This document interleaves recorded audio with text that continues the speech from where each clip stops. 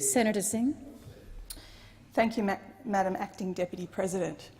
Well, Australian society would be so much poorer without the diversity of those who have come from every part of the globe. And as a good global citizen and signatory to a number of human rights conventions, Australia has a responsibility to ensure that people are safe from violence and persecution when they seek our support. And until recent years, Australia has had a proud history of providing that safety, that safe haven for those asylum seekers and refugees, and accepted them into our broader Australian community.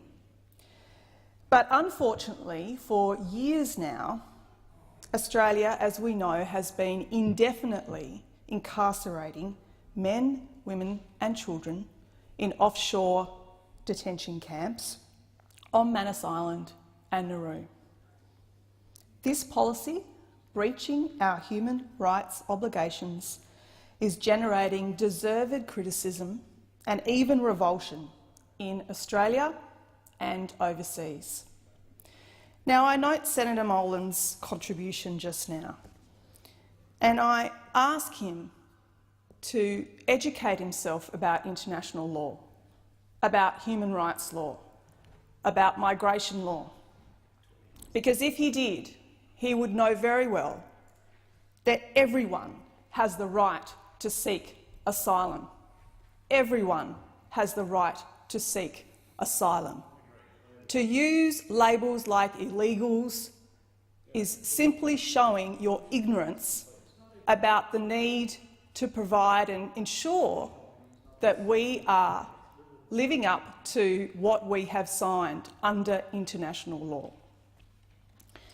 I also urge those government senators to meet with and get a better understanding of the international development sector.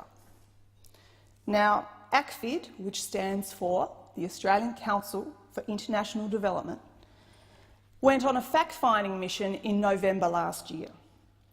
They went to PNG, and they went to investigate the conditions of refugees and asylum seekers brought to Papua New Guinea by the Australian government and who remain under the Australian government's responsibility.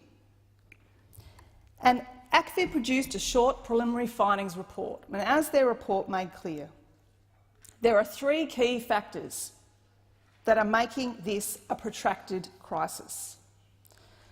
The 4 to 4.5 years that people have been held by the Commonwealth of Australia in Papua New Guinea, the deterioration of mental health and, in many cases, their physical health and well-being due to the deprivation of freedom of movement, poor case management and a lack of settlement options, and the plain fact that the conditions and systems are not adequate to meet the needs of people with complex mental health and medical needs, which is being exacerbated, of course, by the drawdown now of services.